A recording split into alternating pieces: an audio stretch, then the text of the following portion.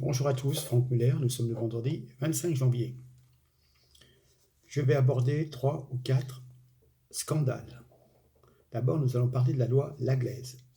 Je pense que vous en avez entendu parler. Certains youtubeurs ont parlé de cette loi, ils ont même fait 300 000 vues. Bien, qu'est-ce qu'il y a? La loi Laglaise, c'est une loi qui a été votée en premier passage le 28 novembre 2019 pour dissocier le foncier du bâti. C'est-à-dire que une structure extérieure sera propriétaire du terrain. Rappelons que la loi sur le foncier date de Napoléon 1804. Donc on était propriétaire de la maison et du terrain. Bon, maintenant ça sera seulement propriétaire des briques, des moellons, et le terrain appartiendra non pas à l'État, mais à une société foncière d'économie mixte. Ça existe déjà à l'étranger, en Angleterre notamment. Donc ça permet d'avoir des bâtiments un peu moins chers. Alors, quelque part, je comprends les appels, une impression de revenir en arrière.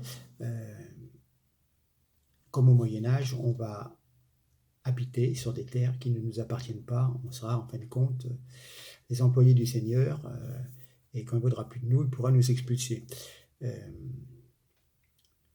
Alors c'est vrai que bon, vous voulez vous mettre un toit sur la tête, vous voulez être tranquille, plus avoir de dettes, vous achetez, vous vous acquittez de votre crédit pendant X années, et là, en fin de compte, vous aurez quand même un loyer complémentaire à payer toute votre vie concernant la location du foncier sur lequel vous avez votre appartement ou votre maison qui est bâtie. Alors, tout ce qui a été dit est à moitié vrai.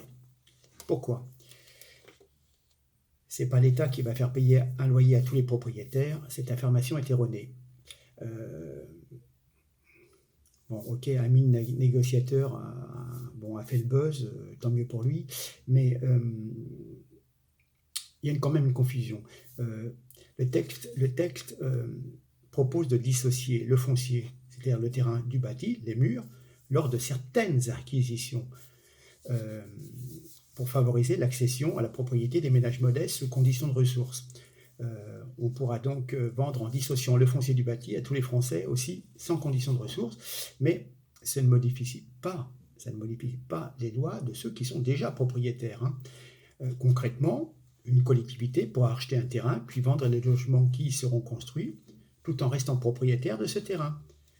Voilà, généralement c'est des communes, c'est des espèces de offices HLM, on appelle ça des sociétés d'économie mixte, où théoriquement il y aura une majorité de capitaux publics. Voilà. Alors évidemment, les ménages qui achèteront un appartement seront propriétaires des murs de leur appartement, mais seront locataires du terrain et devront s'acquitter d'une redevance qui sera de l'ordre de 1 à 2 euros par mois par mètre carré à calculer l'élu qui propose donc cette loi. Alors effectivement, là on peut commencer à dire, eh oui, mais attendez, un modeste appartement pour une petite famille, 80 mètres carrés par 2 euros, ça fait quand même 160 euros à sortir par mois, donc 2000 euros à l'année, largement, ouais, pas loin, et ça pendant 20 ou 30 ans, ça se rajoute au remboursement du crédit, aux charges d'ascenseur, de copropriété, etc., d'entretien des espaces verts. Donc ça va commencer à faire une somme. Alors oui, vous gagnez sur le prix de l'appartement, mais pendant 30 ans, payez une location pour le terrain. Voilà. Donc c'est fait pour notamment certaines régions où les prix au mètre carré ont énormément augmenté et que c'est très tendu et les gens n'arrivent pas à se loger. Voilà. Donc cela pourrait faire baisser le prix des appartements de 30 à 40%, nous disent certains politiques. Bien sûr, la vente de votre bien sera totalement libre, il n'y aura pas de condition à la revente, ni en ce qui concerne les héritiers. Voilà, à condition simplement que ce logement soit destiné à faire une résidence principale. Mais nous pourrons toujours continuer à acheter le terrain et faire construire dessus, comme précédemment. Voilà, la loi n'est pas effective. Elle va passer au Sénat, je crois, au mois d'avril. Elle reviendra à l'Assemblée nationale à la rentrée, je crois, octobre ou novembre. Voilà, donc ne vous alarmez pas, vous n'allez pas être spolié. Et voilà, il y a quand même beaucoup de buzz, je dirais pas pour pas grand-chose, mais voilà, faut être vigilant, on est d'accord, faut être vigilant, voilà, c'est des possibilités, tant que c'est pas généralisé à toute la France, que c'est certainement sur certaines zones tendues, ok, voilà, contact, vous avez les éléments, vous faites votre opinion. Maintenant, ce que personne ne parle, scandale sur l'assurance vie, c'est que votre assurance vie, eh ben, on va un petit peu la radiboiser. Alors, il faut savoir qu'il y a plusieurs sociétés d'assurance vie qui ont eu des grosses difficultés, qui n'ont plus trop d'argent en caisse et qui ont eu besoin de recapitaliser. Donc, je pense que ce sont des enveloppes qui seront à fermer. Hein. Je pense vous risquez un jour de perdre votre argent car ça ne sera plus aussi bien garanti que par le passé. Puis le rendement maintenant est à peine de 2%, donc je ne vois pas l'intérêt. Mais le grand intérêt, c'est la défiscalisation. Je vais vous expliquer. Alors, ce qu'il faut savoir, c'est qu'un groupe de spécialistes a remis à Mme Nicole Belloubet, la ministre de la Justice, le 13 décembre, un rapport très détaillé sur la situation et sur ce qu'on appelle la réserve héréditaire.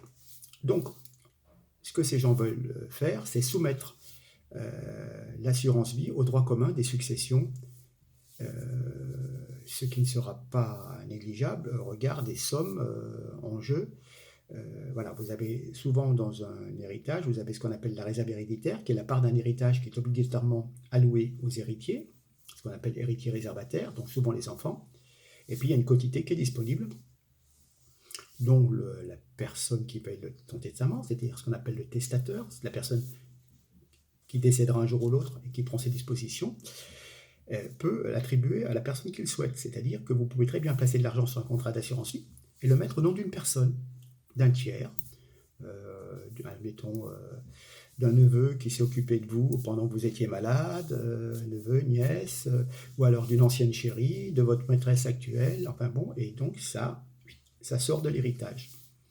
Alors il faut savoir quand même qu'il y a 1800 milliards d'euros d'encours, car l'assurance vie est en tête des placements pour les Français, à cause de cette fiscalité avantageuse. C'est donc un moyen, si vous voulez, quelque part, de déshériter les enfants et de donner de l'argent à quelqu'un d'autre sans payer des frais de donation. C'est ce qu'il faut savoir. Hein. Donc, quelque part, l'assurance vie est devenue un moyen de contourner un petit peu la loi, c'est-à-dire d'éviter de payer, parce qu'en fait, compte, il n'y a pas de frais. Donc, on a détourné. Si vous voulez. L'assurance vie, c'est un moyen de prévoyance. On mettait de l'argent de côté, on mettait un fonds, une enveloppe, pour que son épouse puisse avoir cet argent, s'occuper des frais d'enterrement, etc. Enfin bon, puisse subvenir après quand elle se retrouvera seule. Et du coup, maintenant, étant donné qu'on peut mettre n'importe quelle personne héritière, si vous voulez, destinataire de cette assurance vie. Donc voilà, c'est un petit peu détourné et lorsque l'assuré meurt, le capital versé et les primes versées ne sont absolument pas soumises à l'impôt sur les successions. Donc ce sont des millions et des millions et des millions qui échappent à l'État.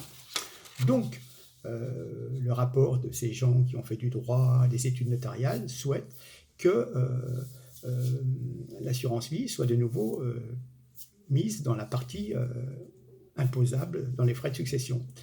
Voilà, donc sachez-le. Donc, pourquoi ?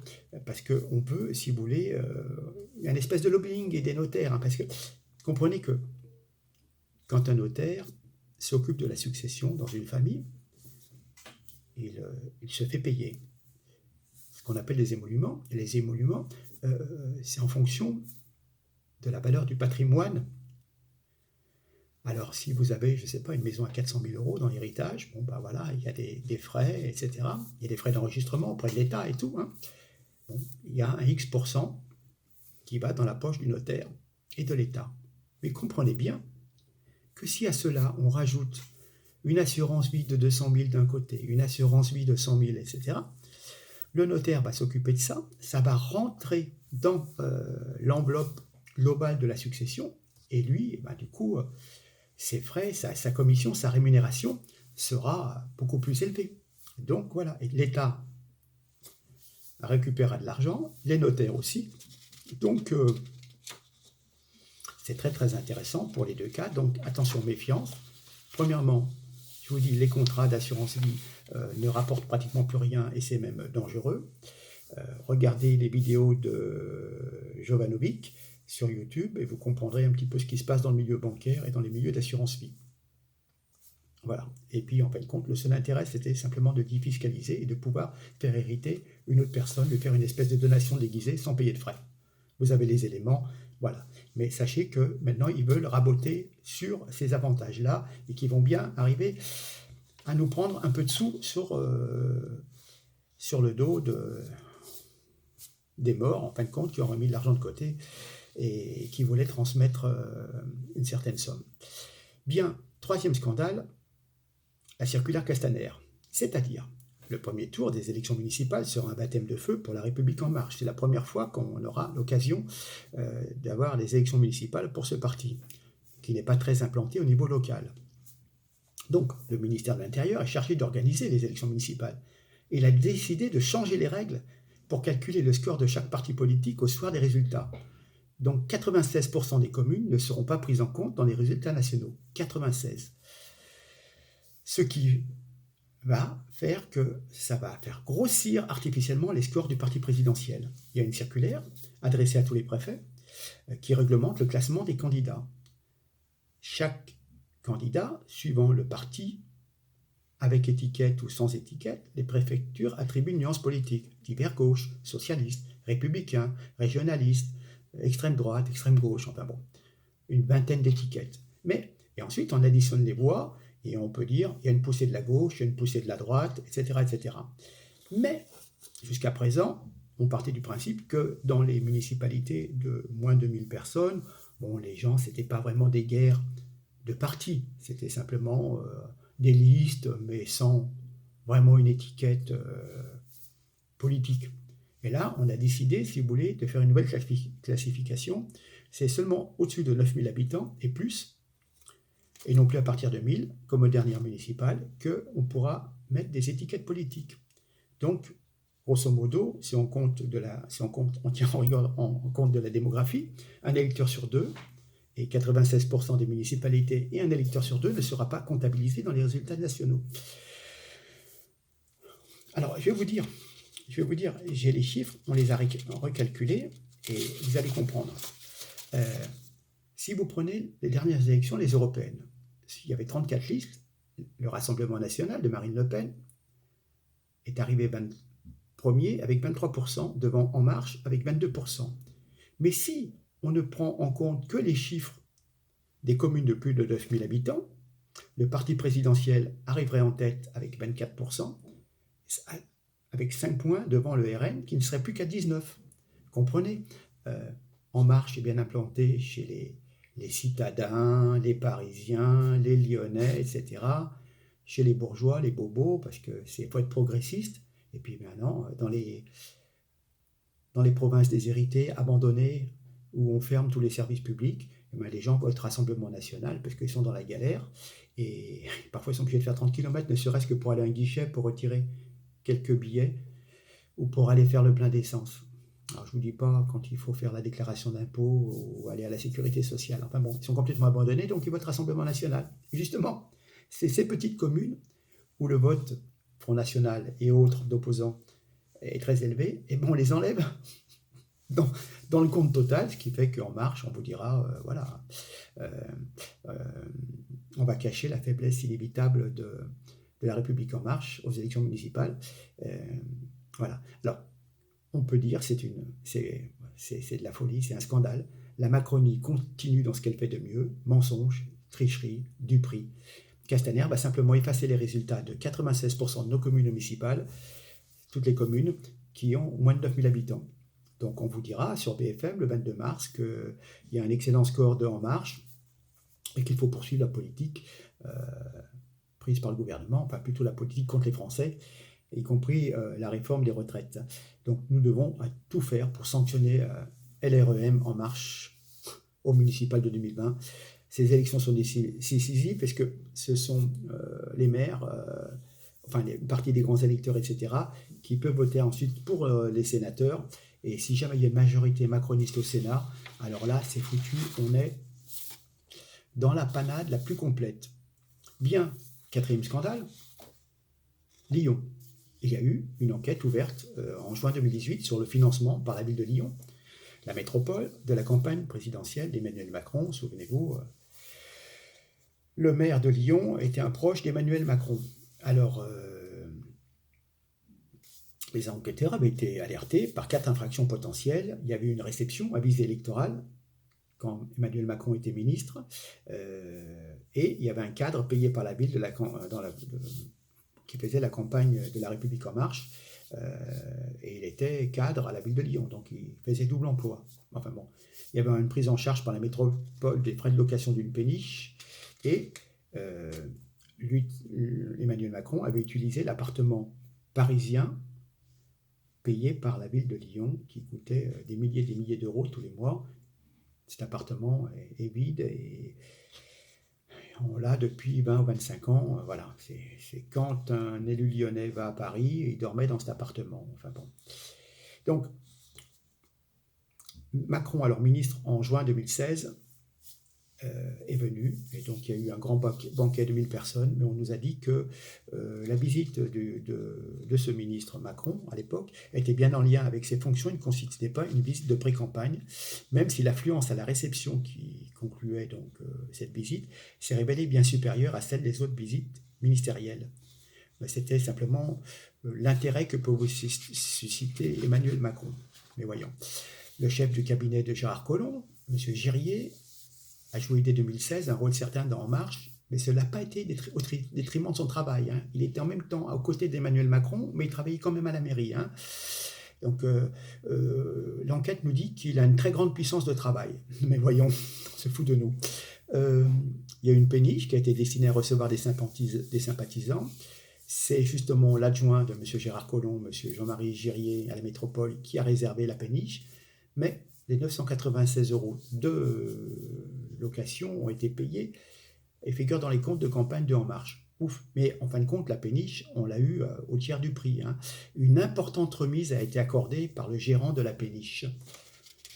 Donc ça montre bien qu'il y a eu un jeu d'influence pour que ça coûte le moins cher possible à Emmanuel Macron. Et effectivement, sur l'appartement parisien qui appartient à la ville de Lyon, Macron et Juppé se retrouvaient, s'y sont rencontrés pour discuter entre les 2 tours d'élection quel était le moyen pour battre Marine. Et voilà. Donc, je résume, le 2 juin 2016, Collomb organisait à Lyon une réception électorale au profit de Macron dans les locaux de l'hôtel de ville. Après des mois d'efforts, une de mes connaissances a pu obtenir la liste des 1000 invités qui montrait bien qu'il s'agit d'une réunion électorale. Pourquoi ? Payée par le contribuable, aucun élu de l'opposition de droite n'avait été invité, et la plupart des participants, des 1000 participants invités à boire aux frais de la ville de Lyon, aux frais des contribuables lyonnais et métropolitains, et ben, tous les élus étaient de gauche et voilà, étaient Macron compatibles, si vous voulez. Hein. Donc, comme par hasard, le procureur vient de classer cette affaire sans suite. Mais monsieur le procureur, Nicolas Jacquet, vient donc de blanchir Emmanuel Macron, enfin, la campagne d'Emmanuel Macron. Mais ce procureur a été nommé par le président de la République en février 2019 et il a été décoré de la Légion d'honneur début janvier 2020. Et 20 jours après, ce procureur qui vient de recevoir sa médaille, comment dire, il blanchit le dossier contre Macron. Une surprise, un malencontreux hasard. Chut. On va lui donner la Légion d'honneur. Vous ne croyez pas qu'il va faire une enquête sur le financement d'Emmanuel Macron.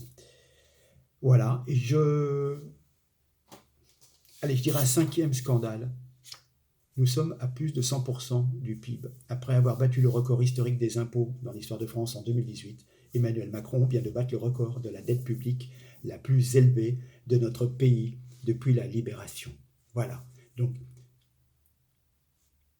faites circuler, il y a à boire et à manger pour chacun.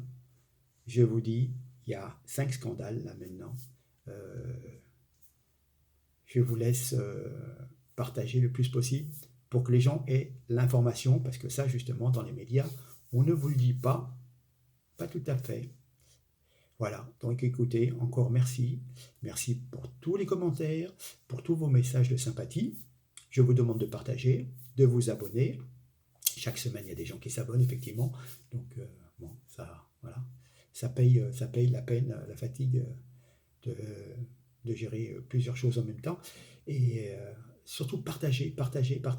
J'espère vous donner une information qui ne soit pas, comment dire, véhémente. Ce sont les éléments, voilà. Je les interprète avec ironie, je vous dis ce qu'il en est. Voilà, je ne monte pas dans des trucs pour faire 300 000 vues. Je vous dis, voilà, c'est comme ça. De toute façon, ils voudront nous prendre de plus en plus d'argent. Vous avez voté pour un banquier, vous avez écouté les sirènes du grand n'importe quoi, il fallait bien voter. Vous avez voté, eh bien, chantez maintenant. Sur ce, je vous laisse, ressaisissez-vous, je compte sur vous au mois de mars. Allez, merci beaucoup en tous les cas. On y va, on reste mobilisés. Merci, au revoir.